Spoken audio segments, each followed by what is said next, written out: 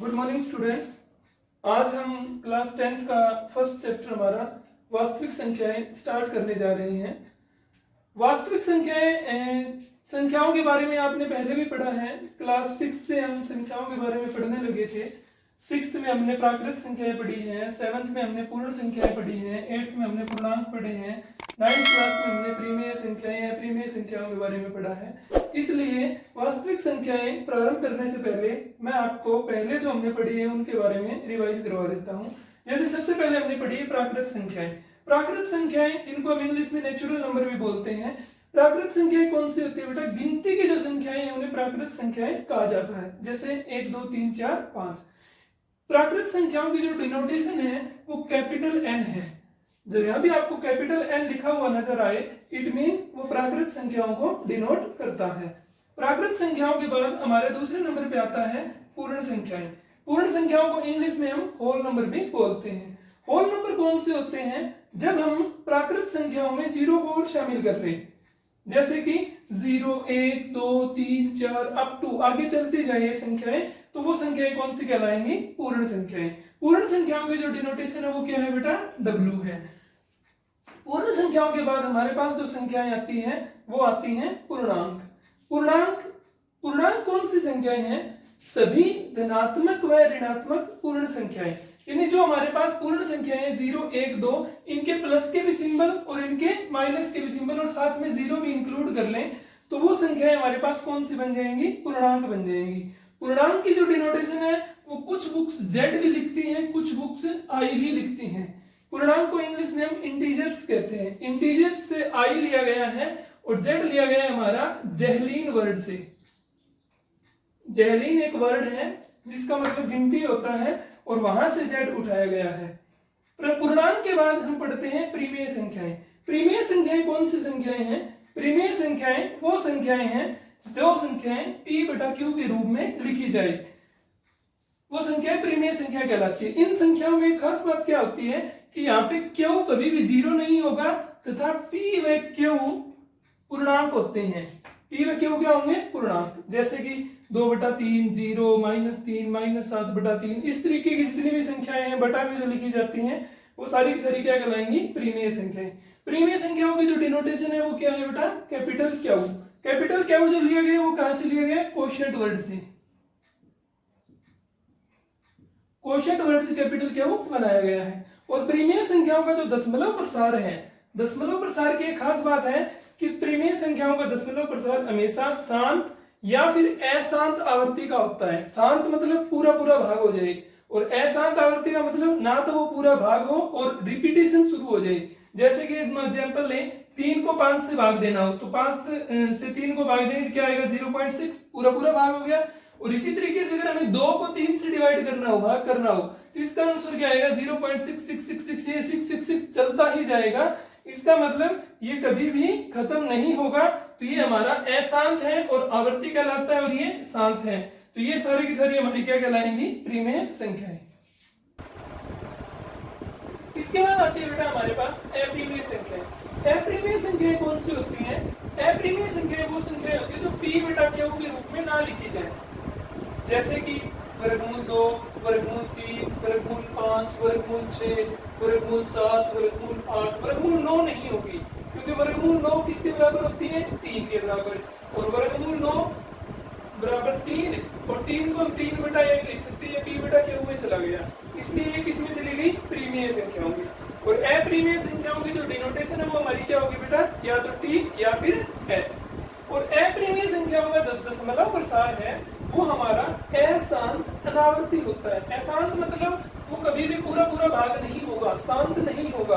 और अनावर्ती मतलब ना ही वो रिपीट होगा। जैसे परिमेय संख्या रिपीट होने लगती थी ना 0.66666, इसी अपरिमेय संख्या यहाँ पे रिपीट नहीं होगी, वो अनावर्ती रहेगा। जैसे उदाहरण के तौर पर हम देखें 0.12 1 2 1 2 2 1 2 2 2, यहाँ पे देखो 1 1 1, 2 यहाँ पे एक बार आया, फिर 2 बार, फिर 3 बार, अगली बार कितनी बार आएगा? 4 बार, फिर 5 बार। इसी तरीके से अगर हम इसमें देखें 3.17 11 77 111 777, आगे कितना आएगा? 4 टाइम 1 4 टाइम 7। तो ना ही तो ये शांत होगा कभी भी, यानी ना ये टर्मिनेट करेगा और ना ही ये रिपीट करेगा। ये इसी तरीके से इनफाइनाइटली चलता जाएगा। इसके बाद हमारे पास आती है जो वास्तविक संख्या है, जो हमारा चैप्टर का भी नाम है, रियल नंबर्स कहते हैं मैंने इंग्लिश में। जब हम प्रीमिय संख्या और अप्रीमिय संख्याओं को इकट्ठा कर ले, जैसे मान लो एक थैले में तुमने प्रीमिय संख्या ली, दूसरे में अप्रीमिय संख्या ली और दोनों को मिक्स करके एक थैले में मिला दिया, तो उस थैले में जो नंबर इकट्ठे हुए वो सारे के सारे नंबर कौन से कहलाएंगे? वास्तविक संख्याएं कहलाएंगी, रियल नंबर्स कहलाएंगे। रियल नंबर्स की जो डिनोटेशन है वो हमारी क्या है? आर। जैसे मैंने लिखा है कि क्यू रैशनल, टी इररेशनल, यानी प्रीमिय और अप्रीमिय संख्या। जब प्रीमिय और अप्रीमिय संख्याओं को इकट्ठा कर दे एक जगह पे तो वो क्या बन जाती है हमारे पास? वास्तविक संख्याएं। उसके अलावा कुछ हमारे पास छोटी छोटी परिभाषाएं और भी हैं जो तुम्हें आगे काम आएगी, इसलिए वो भी अभी डिस्कशन कर लेता हूँ। जैसे कि सबसे पहले सम संख्या। सम संख्या कौन सी होती है? Even number. सम संख्या वो होती है वो प्राकृत संख्याएं जो दो से पूर्ण रूप से विभाजित हो जाए। यह ध्यान रखना है, ये जो सम संख्याएं, विषम संख्याएं, ये प्राकृत संख्याओं के ऊपर लागू होती है। प्राकृत संख्याएं जो दो से पूर्ण विभाजित हो सम संख्याएं कहलाएंगी, जैसे 2, 4, 6, 8, 10। इसी तरीके से विषम संख्याएं कौन सी होंगी? वो प्राकृत संख्याएं जो दो से पूर्ण विभाजित ना हो, जैसे कि 1, 3, 5, 7 एटसेट्रा, इस तरीके से चलती जाएंगी। इसी तरीके से हमारे पास भाज्य संख्याएं होती है जिनको हम बोलते हैं कंपोजिट नंबर्स।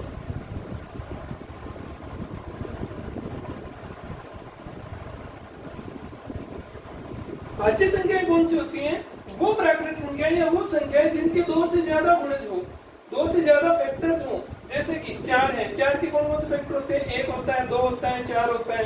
6 है, 6 के कौन कौन से फैक्टर होते हैं? 1 होता है, 2 होता है, 3 होता है, 6 होता है। इस तरीके से वो सारी संख्याएं जिनके दो से ज्यादा फैक्टर हो, वो सारी की सारी संख्याएं क्या कहलाएंगी? भाज्य संख्या कहलाएंगी।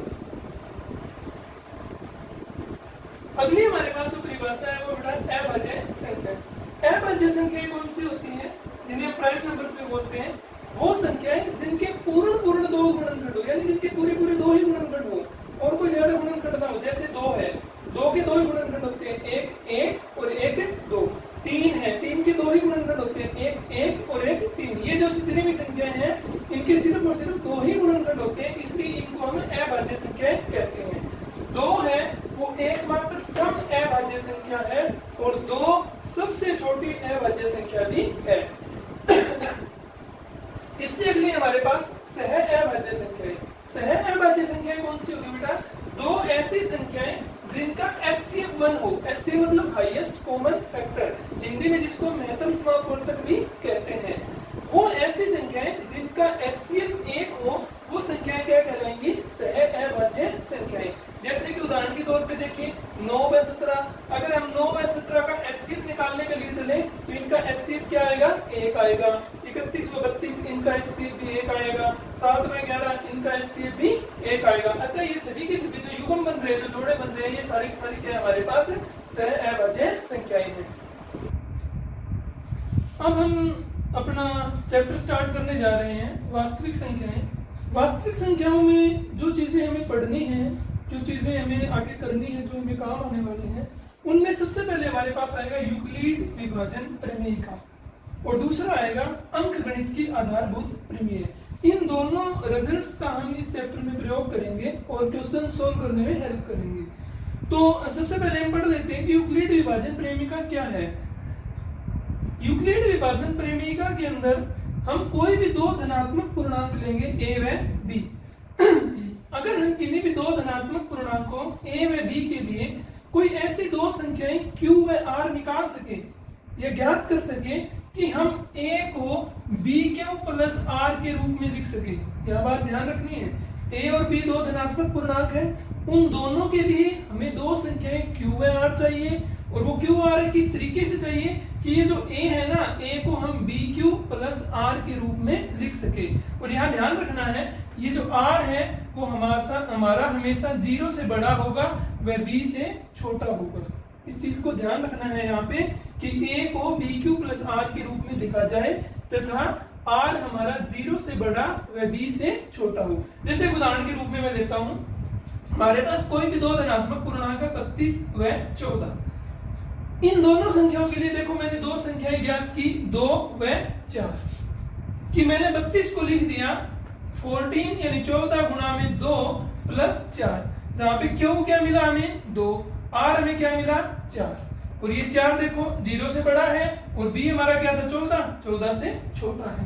तो यानी 32 को हम क्या लिख सकते हैं 14 गुणा में 2 जमा में 4 बनेगा क्या 14 दूना 28 प्लस 4 बराबर 32 बन जाएगा।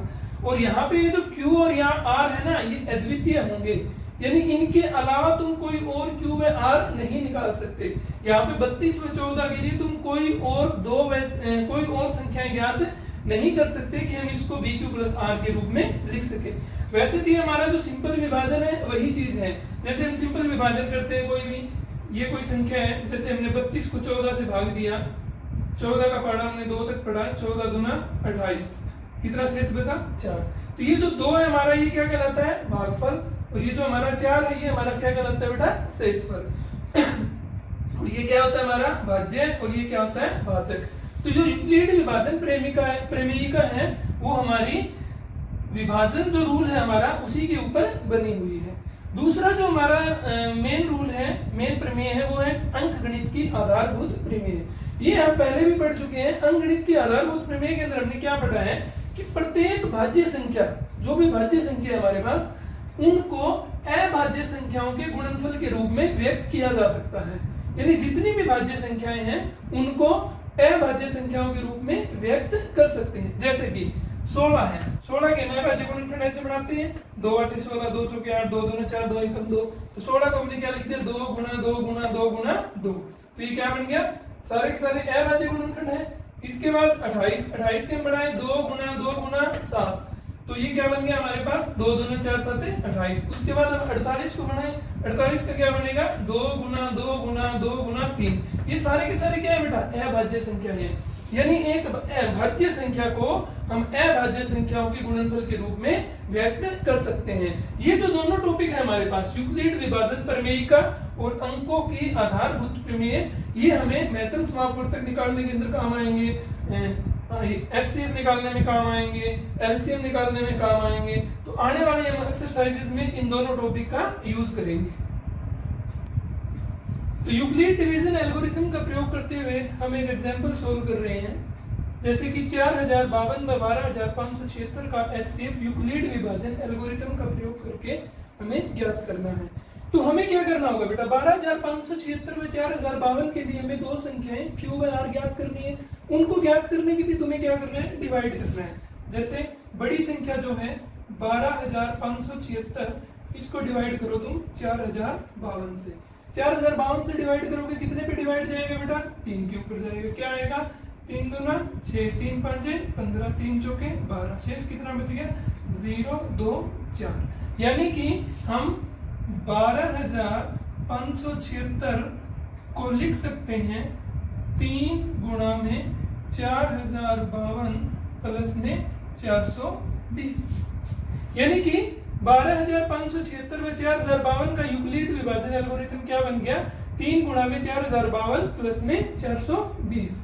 अब हमें HCF ज्ञात करना है इसका। तो HCF ज्ञात करना है तो हम इसको तब तक यूक्लिड विभाजन एल्गोरिथम लगाते जाएंगे जब तक हमारा रिमाइंडर यानी शेषफल या R 0 ना आ जाए।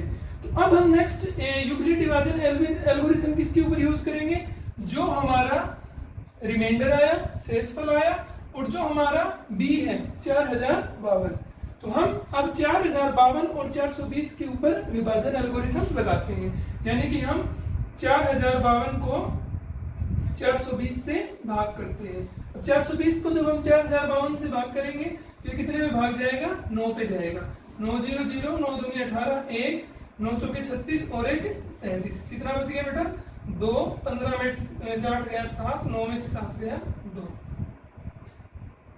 तो अब हम 4052 को क्या लिख सकते हैं 420 गुणा में 9 जमा में 272। अभी भी हमारा शेषफल पूरा नहीं आया है, शेषफल हमारा अभी भी क्या है 272 है। तो अब हम क्या करेंगे 272 व 420 के ऊपर यूक्लिड डिवीजन एल्गोरिथम यूज करेंगे। तो यूज करो बेटा 420 को 272 से डिवाइड करेंगे कितने में जाएगा, 1 पे जाएगा।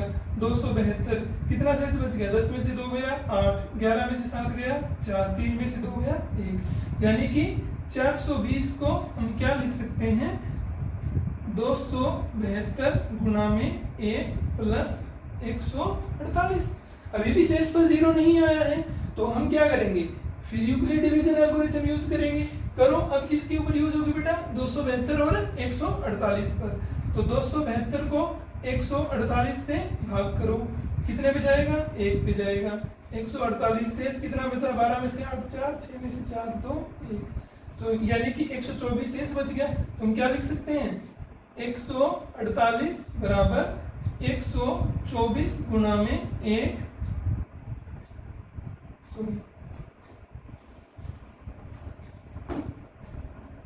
272 बराबर 148 गुणा में 1 जमा में 124। अभी भी हमारा शेषफल 0 नहीं आया है, तो शेषफल अगर 0 नहीं आया तो हमें क्या करना पड़ेगा, फिर यूक्लिड डिवीजन एल्गोरिथम लगानी पड़ेगी। अब किसके ऊपर लगेगा, 272 और 124 के ऊपर। तो 272 को 124 से भाग करो,